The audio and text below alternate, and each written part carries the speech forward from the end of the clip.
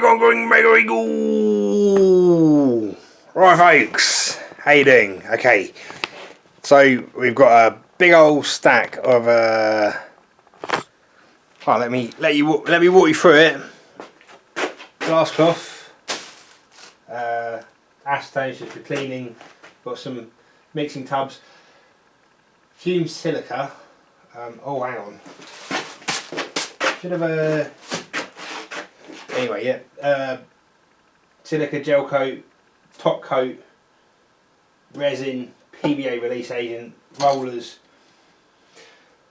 to make the moulds off this pan to pour the concrete pillars for the lift gear for the underground bunker. Okay, alright, you got there. Frame's going. Anyway, no idea where I got to there. That's you, Dave. Hey, you did that. Thanks for the call. Anyway, what are we doing? So, all right, making this mould. What we're going to do? We've got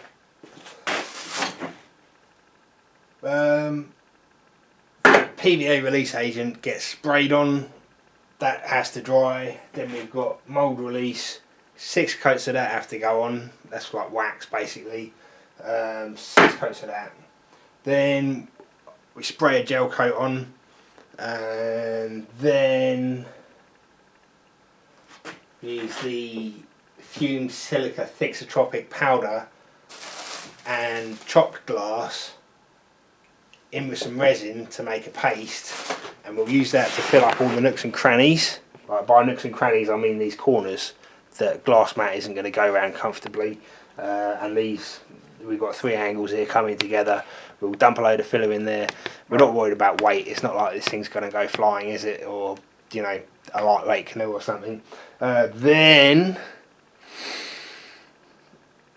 spray the whole thing with resin. Haven't decided if I'm going to spray it or paint it yet. I'll probably paint it on and brush it on with resin, then lay a sheet of glass over it, or probably do it in a few bits rather than one, and then roll some more resin into that, amalgamate it with these proper thin rollers that we've got, and then we'll have everything consolidated nicely.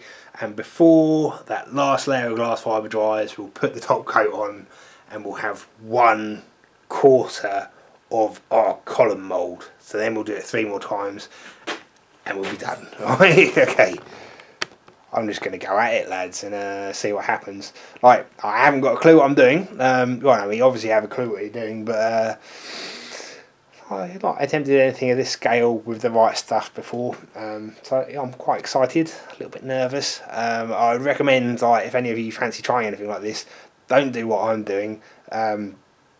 There's some really good boat channels that cover all this sort of thing, that I've been sucking all the information up on. Yeah, hang on, 1 second, I just want to tell you the one that I found particularly useful, because, you know, he's got hundreds of thousands of subscribers and he doesn't need me mentioning him, but I will, out of gratitude for having had such an educational channel. Boatworks Today, yeah? In my opinion, the most... the easiest, yeah, okay, right, let's put it a different way. He's been the easiest guy for me to follow personally. You know, everyone's got different likes with their learning and sucking up information, but yeah, I feel like he's doing things properly and I am absorbing the info. So if you want a resource, a glass fibring resource, don't do what I'm doing, do what he's doing, yeah, and then blame him, and I'll be absolved of all blame. Right then, let's have a little talk through what's going on. So this is hard wax going on. First coat of hard wax going on, and then, you know, the hard wax has to come off again, doesn't it? Eh? Who would have thought? Eh? Who would have guessed it? Yeah. You know, wax on, wax off. Hard wax going on again.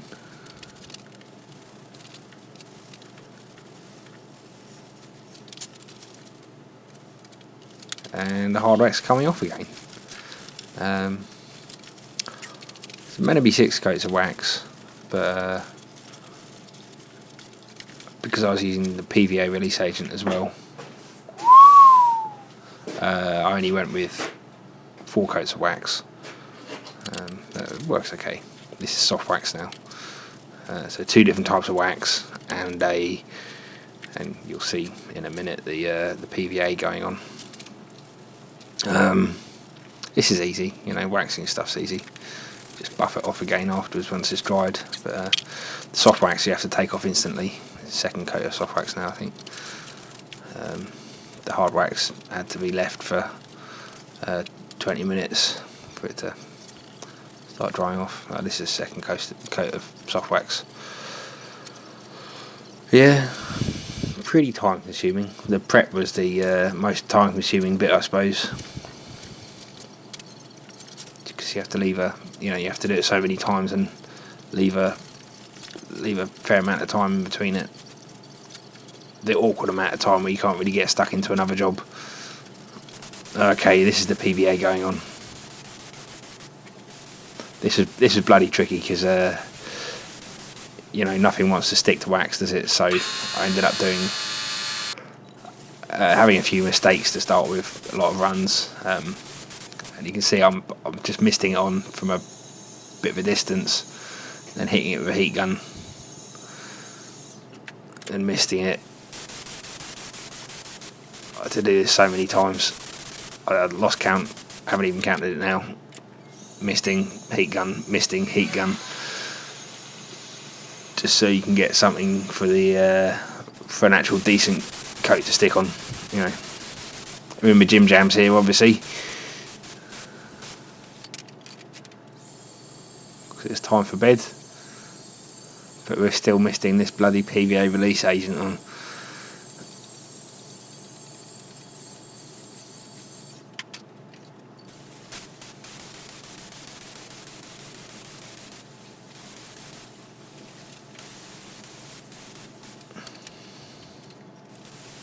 And another mist,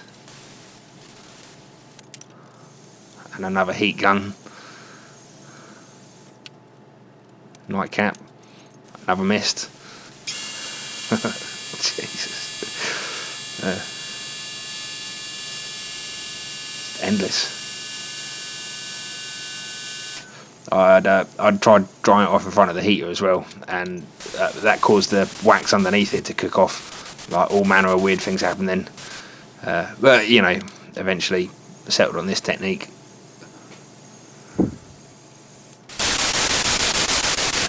Getting a decent coat on.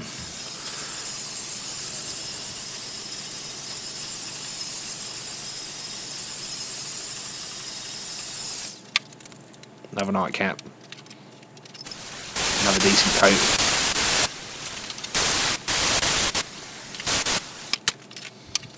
Another heat gun.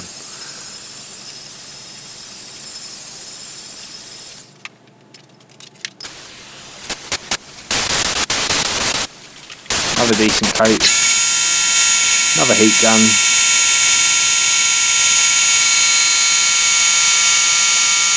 that the final heat gun? I think it is, Oh, another coat, my days, would you Adam and Eve it? And another heat gun, yeah, let's call it time. It's got to be enough by now. You see it's got a blue tint in it. Anyway, it's the gel coat getting measured out.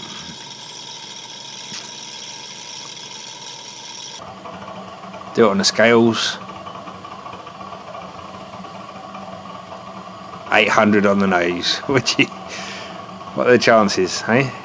Bang on the money. What are the chances?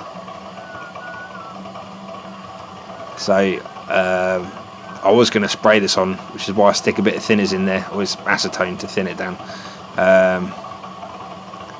But I obviously hadn't cleaned my gun well enough. The last lot I'd put through it, and having mixed this stuff up, like, you know, you don't want to hang around once it's mixed. The gel coat I was putting 3% in, so that gives you 3% callus. That gives you 20 to 30 minutes working time before it starts gelling. So, you know, rather than mess around with the gun, I've just brushed it on in the end. So this is the only one I actually brushed a gel coat on. And if I knew I was going to brush it on, I wouldn't have thinned it out. But, you know, it doesn't really matter what sort of finish you get on the back of this stuff.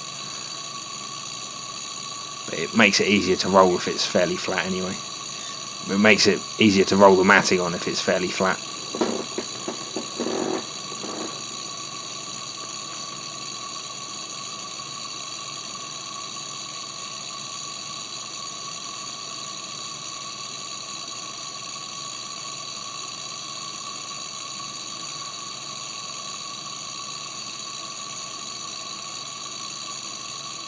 All going on, mixed up a bit too much here. Well, I don't think I actually put enough on, to be honest. There's only so much you can put on with the brush, though. You're meant to go for about 1 millimetre of gel coat, I think. You don't want it so thick that it wants to crack, but you know, you want it thick enough that it'll protect things. I'm just trying to fill up some of the cavities here with pre-cut strips. It's worked quite nicely.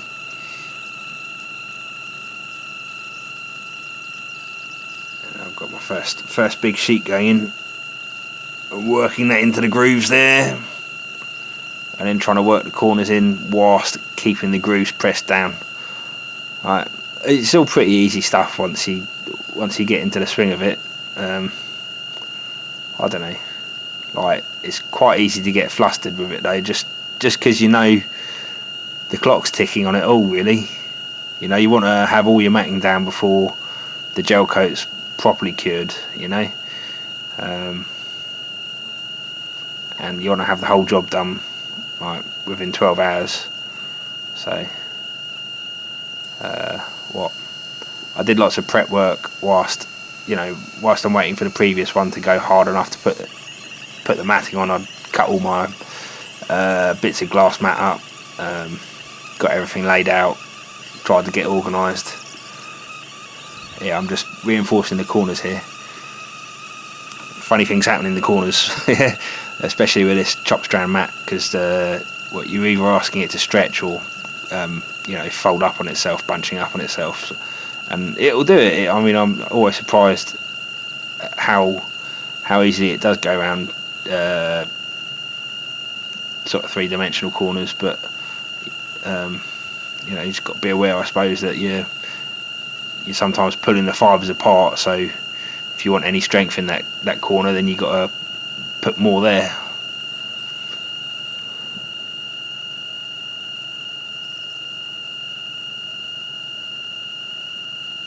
Yeah, I think some of my patches could have been better planned, but at the end of the day, I'm not overly concerned about the weight here. Biggest concern is getting something that will last 4 concrete pours. Second to that, my next biggest concern is not wasting materials, I suppose. So, it's all about learning, though, isn't it, eh?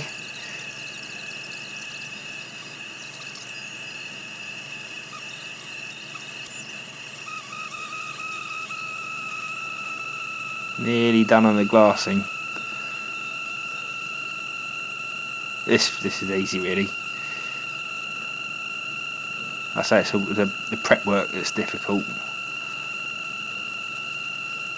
It's not even difficult, just time consuming.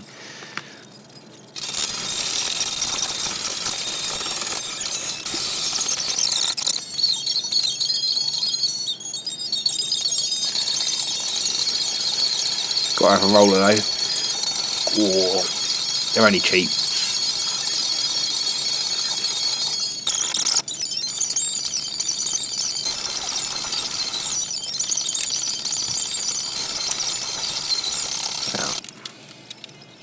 No, the top coat.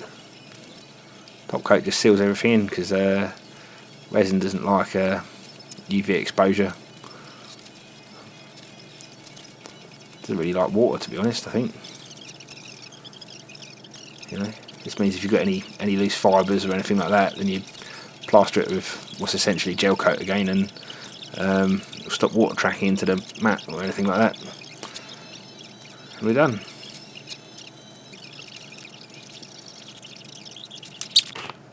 One of them pushed her down beside Slick. Think you let her struggle to make sense of all this? Ethan? Okay, this is my favourite bit of the process. Yeah, where it all pays off or not. I haven't had one stick yet. This is number 4, so this is the last one. I thought I'd wait till we got here before I filmed it, get my technique down. Yeah. Find somewhere to poke a screwdriver in.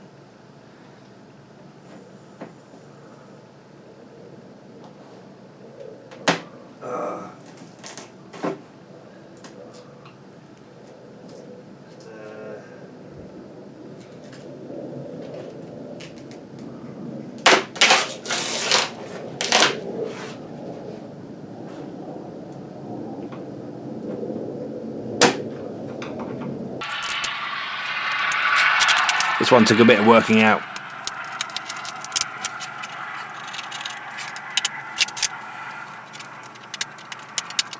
I think it's because I'd got a lot of crap built up around the edges. It was a little bit harder than some of the others to pull out. It came eventually though.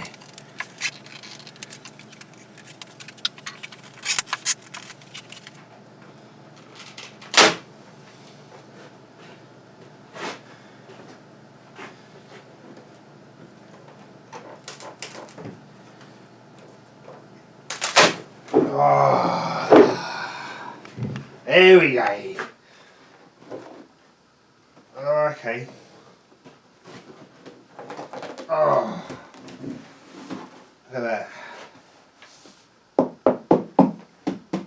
Lumps and bumps in all the right places, lads.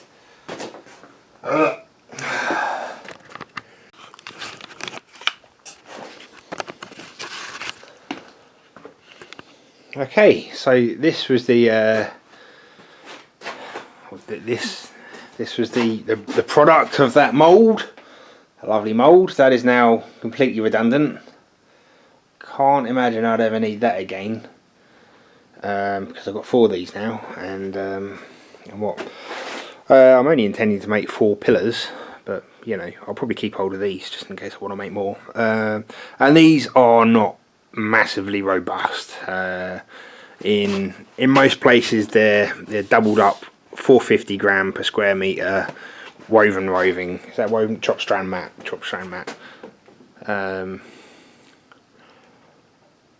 then single thickness down the side, isn't it?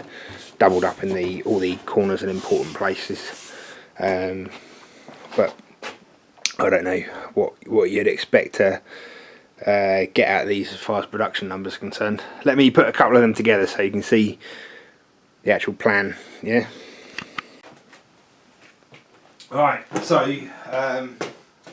this is the face we're going to cast against the concrete. We're going to pour concrete in through the top, and these are the mating faces where it mates up with its neighbourino.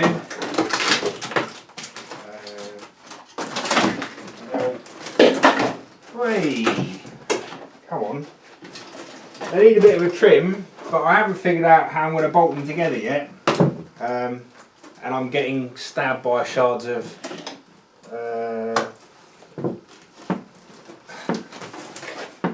glass. Yeah, they're not actually. There we go. Yeah.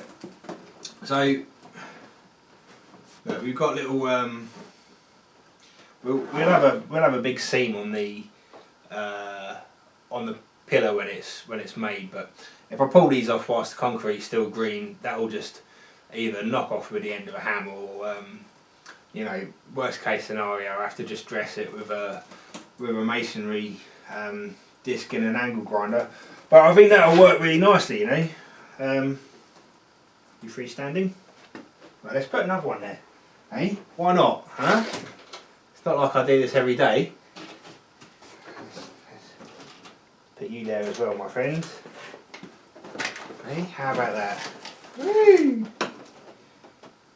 I might have gone a little over the top, but I was excited to be doing this, to be honest. You know, loads of things I've thought about.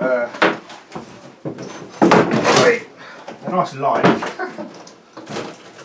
Loads of things I've thought about glass fibring, and I've never done it, and now I have, and I'm happy.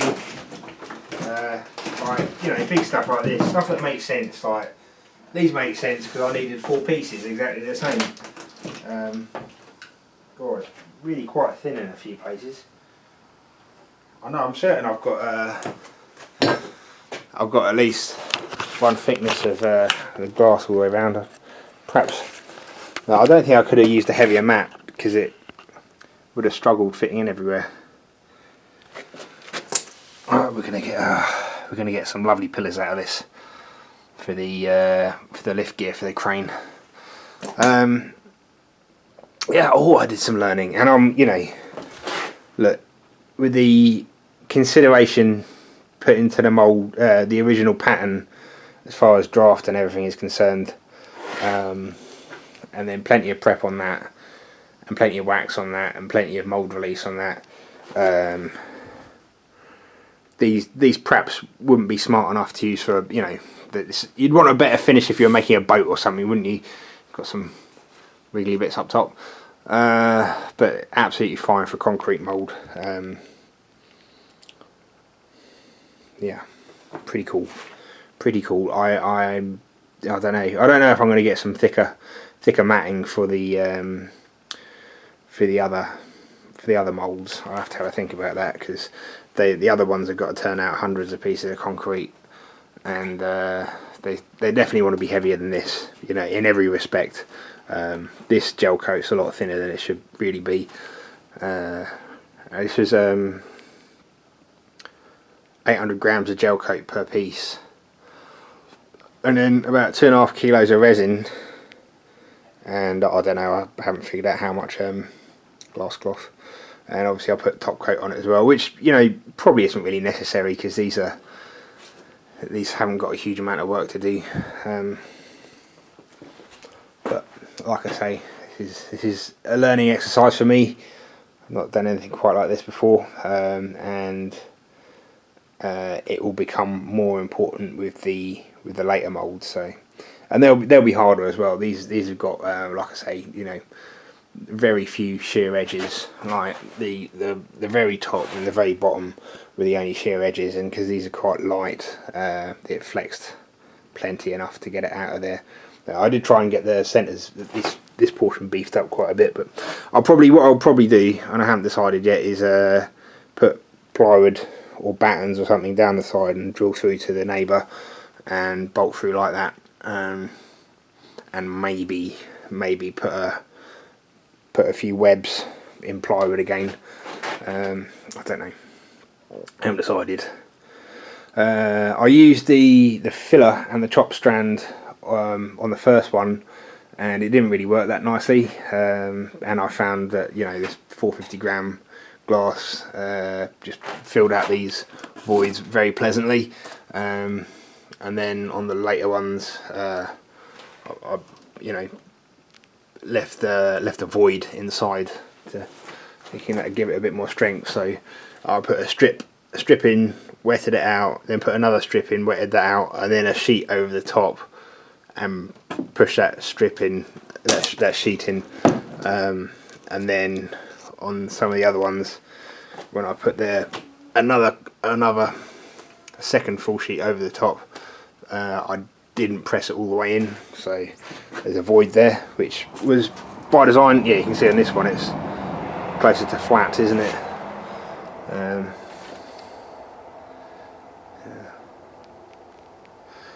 So the other ones will have to be much heavier anyway. That's alright. That's alright, this is all learning. and that's kind of what the pillar will look like. Gonna be absolutely bloody lovely, folks, isn't it? I'm well chuffed. But you know, I'm only going to be really happy when this is when I've got 4 of these standing up around the outside of the hole. Absolutely lovely. Yes. Yeah. Very good. All right. So next up, before I put a slab at the top of the hole, kind of there's going to be a little bit of a surprise for you, but I'm going to have to get a digger in anyway to do some digging around the top of the hole. Fucking compressor.